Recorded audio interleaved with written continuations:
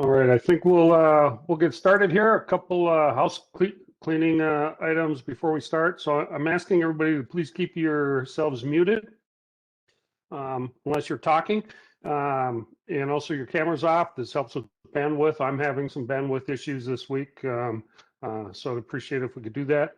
Also, if you have any questions, please raise your hand or type them into the Q&A box, not the chat box, the Q&A. So if you go down to the bottom of your screen, right next to the chat, you'll find 3 dots. You can click on that and there's a Q&A, just open that. We appreciate if you'd use that. We keep all of these questions. We will download and we will post answers in writing on our website once we get through all of the stakeholder engagement process here. So we'd appreciate if you use the Q&A instead of the chat, and that also helps that we don't have to be monitoring 2 different tabs as we're going through this. Okay, so this webinar is being recorded and will be available on the department website along with the slides. That is going to take us a few days to get that up there, but we will go ahead and do that. So I'm going to get started here. I am going to turn off my video. Again, Q&A, not the chat. All right. Okay, so this is for the Solar for Schools for the outside of Excel territory, mostly the rural part of the state. We're going to walk through how we determine financial need. We're going to discuss the grant funding levels, and we're going to get into the RFP process. That's what technical assistance is available to you if you need it. We'll go through the step 1, which is our notice of intent or readiness assessment. Step 2 would be the full grant application process, and then step 3 is the grant contract and execution. I'll talk about the first 2 items, and then Amanda will take over and walk through the RFP process. All right. Next slide, please. All right. So in looking at the metrics, how to came up with the metrics, we did a bunch of stakeholder engagement. We discussed with the Minnesota Department of Education, the Minnesota Board of School Board Association, among others. In looking at rural districts, 71% of rural districts fall below the average of operating referendum wealth per pupil. They lag in all 3 other measures that are used. So in those conversations we had, and including all the feedback we got from stakeholders, we landed on using the adjusted net tax capacity divided by the adjusted pupil units. Okay, the net tax capacity, or the ANTC, is the net tax capacity of a school district as divided by the sales ratio. The purpose of the sales ratio adjustment is to neutralize any effects of different assessment practices depending on the tax jurisdiction you are at. MDE uses these numbers for quite a bit of their things, and across the board from MDE and others in that area, they said this is a good one to use. It is transparent and easily accessible, so and both these units should be known by the school. So next slide.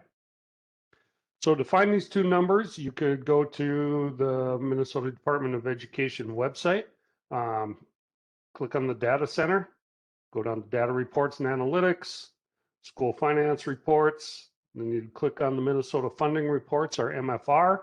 You get a drop-down menu. You just drop down to your school district, and in the report drop-down list, you click on levy limitation and certification.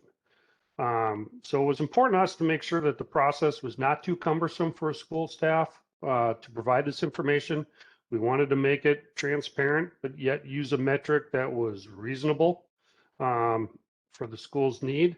So finding these 2 numbers is pretty easy. We are also working with MDE to provide us with a list of current adjusted net tax capacity and the current adjusted pupil units.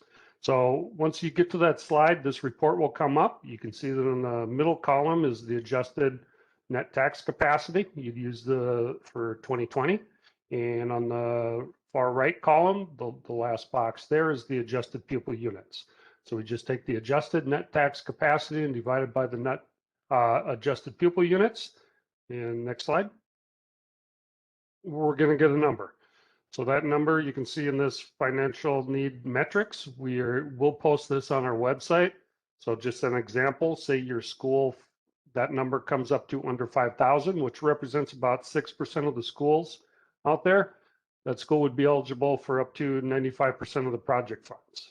If the school falls between 9,250 and 13,500, they'd be eligible for 70% of the project costs, or up to $84,000. Right. Next slide. For state colleges and universities, we're going to use kind of the same process, but they're going to get up to 40% of the project cost, not to exceed $48,000. The RFP process is going to be the same as it is for the K-12 schools. The project ID request is the same. Round one RFP for state colleges and universities is $1,178,800. With additional funding coming available in fiscal year 2024, which is July 1st, 2003. All right, next. So every project will be assigned a project ID number by Commerce. In order to get this number, you email the solarforsschools.commerce@state.mn.us to request your number. All we ask is that you provide the main contact person's name and contact information, the school district number, and the school name.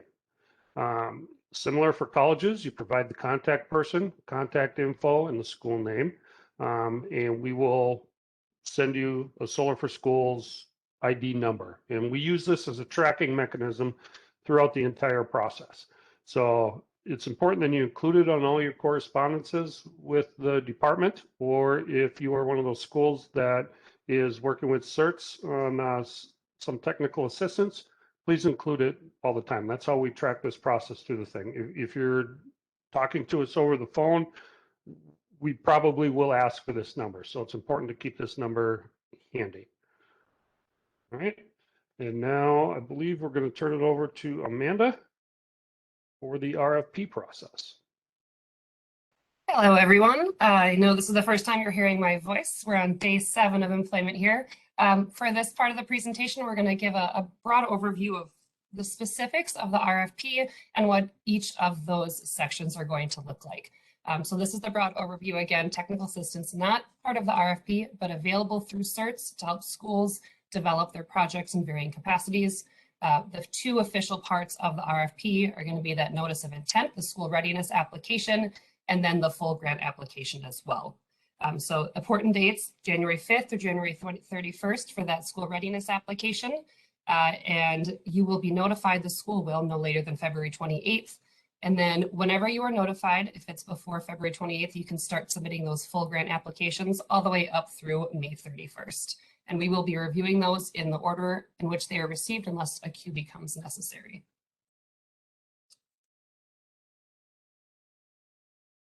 Again, the technical assistance is available at any time for schools. Again, we are going to be having at least two RFP periods per year.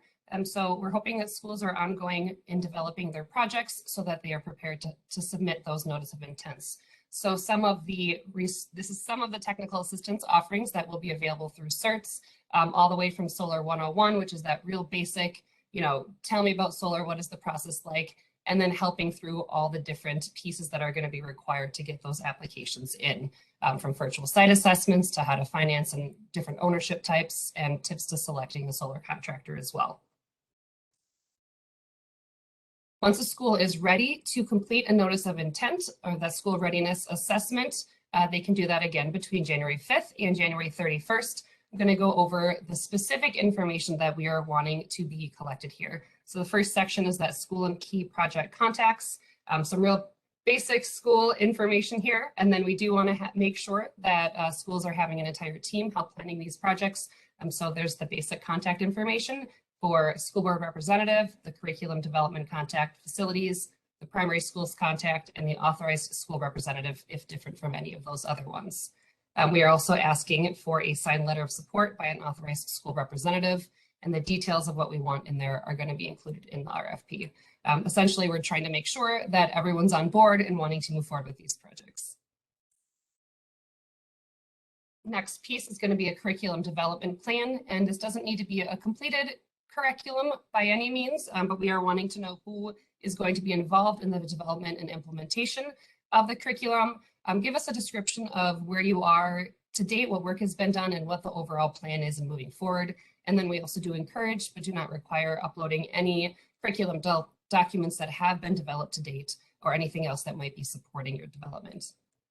We also are wanting energy use for the last 2 years.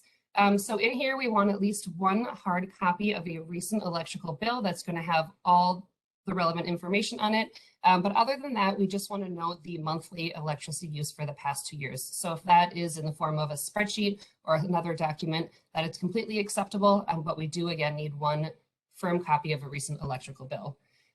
We also need to know if there's any other distributed energy resources on site that are being used by the school building, including any community solar that the school may be subscribed to.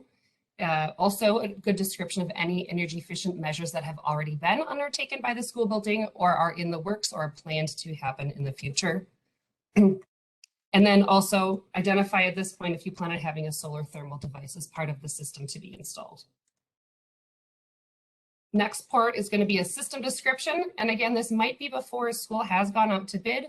So in this case, you want to do your best guess at what the system size is going to be, the estimated annual energy production, where you're going to be putting it, tell us about the site, and then what your goal timeline and estimated timeline to installation is going to be looking like. And there's, again, resources through CERTS that can help you figure a lot of this information out if you're not knowing where to get any of this. But it does not have to be exact again. So in the final grant application, this information can be updated.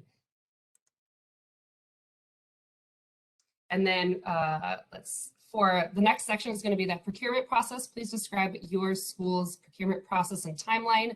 When do you anticipate involving a formal school board approval? Do you plan on going out to bid for the project, or what is that going to look like for your specific situation? And then also for funding, we're looking at what type of ownership are you considering or planning on doing at this point?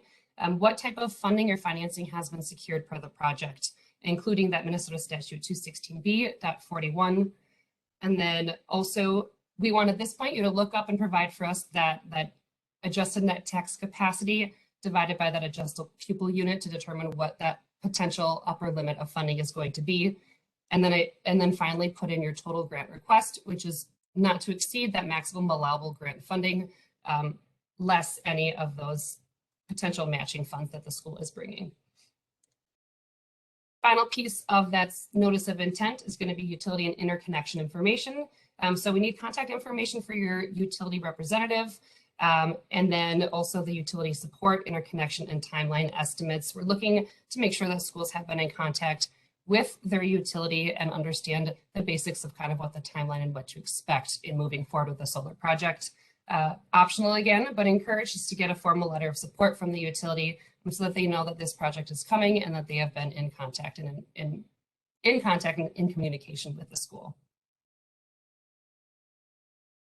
Step 2, the full grant application. So once the school has been notified sometime after January 31st that they have been deemed ready to move forward to the full grant application, you have up until May 31st to submit all required documents for the full grant application. Again, this is just a strong, gentle reminder that we do want to have that project ID included on every document or communication that you have with us so we can track the progress for all schools here. And this full grant application must be done so by a utility or developer on behalf of a school. So when you're ready to fill out this full grant application, you have likely gone through and selected a contractor to do the installation. You don't necessarily have to have a signed contract with them at this point, but you have kind of selected somebody to move forward with. So we are going to know the specific details about the project in the system at this stage. So here's this in the full grant application, the opportunity for you to update any of that information that we were estimating or working on before perhaps we had gone out to bid for the project. So the firm system capacity, the estimated production that does take it into account the shade profile. We want to know the details about what type of modules you're using, how many, same for the inverters, overall site plan, and describe the permitting and interconnection processes, a one-line diagram, and then that proposed contract agreement between the school and the public utility. or developer. We also do want to have any updates on the curriculum development and integration. So at this point, if you're waiting until May 31st or so to submit the full grant application, there's been a few months and we do know an installation timeline. So we're asking that you give us any updates in the development. And then also at this stage, describe the real-time monitoring plans and any other visible design components that are going to be a part of that system. This is to make sure that we are having that community and student engagement with the systems. And again, upload any supporting documentation that you have. For the financing and financial need portion, copy of the full budget, list any funding or financing sources that have been secured and the level of support for each of those. And then also highlight in the proposal the developer's willingness and ability to pay employees and contractors a prevailing wage, which is a requirement from the legislation. And then describe any contractor and or utilities plans to reduce that initial capital expense of the school by providing any type of financial assistance, and describe what that is. In the event that we receive a large amount of applications from that step one, or at the point where we are running out of funds, and we are anticipating this not happening in this very first round, but we have set up plans for what we would do in the case of a queue being necessary. So this will be based on at the assessment level, that step one stage. And then the priority is going to be based on the total level of funding secured for the project as a percentage, taking into account the anticipated grant from this program as well. So any other matching funds, any other grants, operating budgets, whatever has been secured, and then we will start with those that are closest to having 100% of the project funds secured and work our way down. And that might just be the process for the time that we need to process a ton of applications might be broken down. Otherwise, when it comes down, if we're running out of funds, we'll prioritize those projects that are closest again to that 100%. For the grant contract and execution, you have up to 12 months to complete the installation, the commissioning, and other paperwork deemed necessary by the Commerce Department. We are saying that you may get up to one extension for up to 6 months if there are extenuating circumstances, but largely we are hoping and wanting schools to have projects completed within that 12-month time frame. So we have put together expected milestones to help keep projects on track. By the end of month 4, all system components need to be ordered or secured by the contractor. By the end of month 8, we want all necessary interconnection paperwork to be filed. And again, that month 12, the system needs to be installed, and all permit, commissioning, and other system paperwork needs to be submitted to Commerce at that time. And that'll include a signed contract agreement with the installer as well. And then we will disperse the funds according to the terms of the contracts. And with that, that's a real broad overview that we've of our RFP, and I hope it provides a lot more details than we were able to in the previous presentations. For any questions or technical assistance requests, we do encourage you to reach out to this email address right here, and we will get back to you and get those questions posted publicly for everybody. With that, concludes the basic of our presentation. All right. Are there any overarching questions right now, or we would like them in writing in the Q&A? All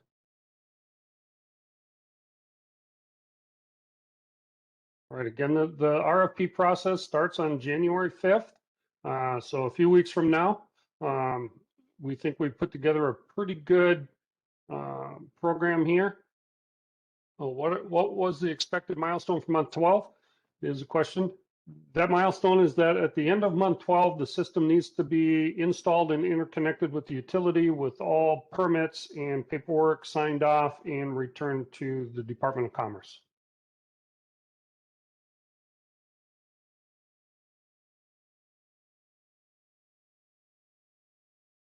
This presentation will be posted online, but we will need a few days to get that done. Do you want the project applicants to wait until the 5th to get the project number, or can they do that right away? Maybe a few days before the 5th, or because we've got a lot of things going on through the holidays.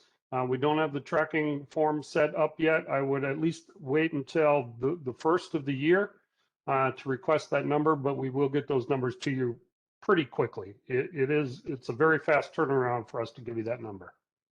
And then I would also add that for any future RFP periods that we have, that there wouldn't be a waiting time. Anytime that the school would start communications with us, at that point, we can provide that tracking number. This is just for us to get the program up and running.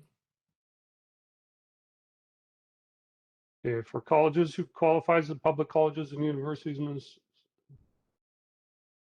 only.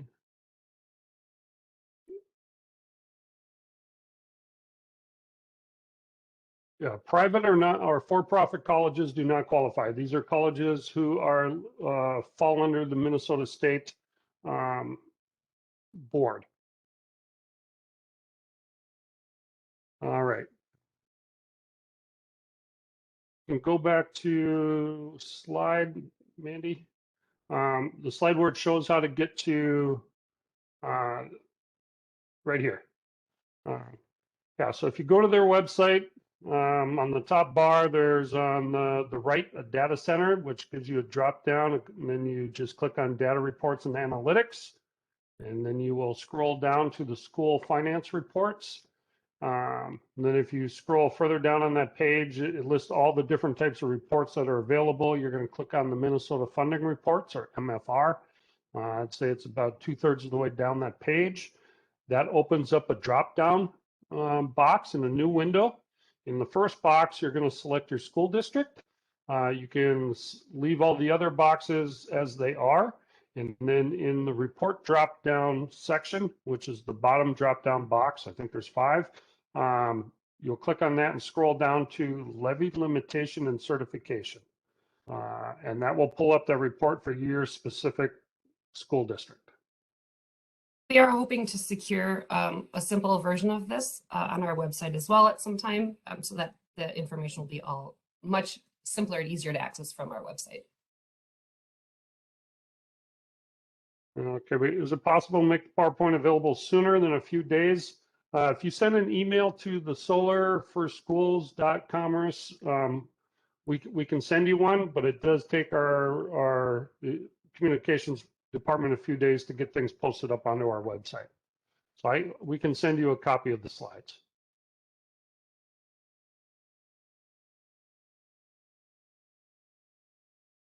All right. So if there's no more questions, that will wrap it up for today. Thank you very much for all your helping through this process and all the feedback we've gathered in the last couple of weeks. We very much appreciated it. Again, any correspondence moving forward should go to that solarforschools.commerce.state.mn.us email address. Thank you very much, and pleasant holidays to everybody. Bye.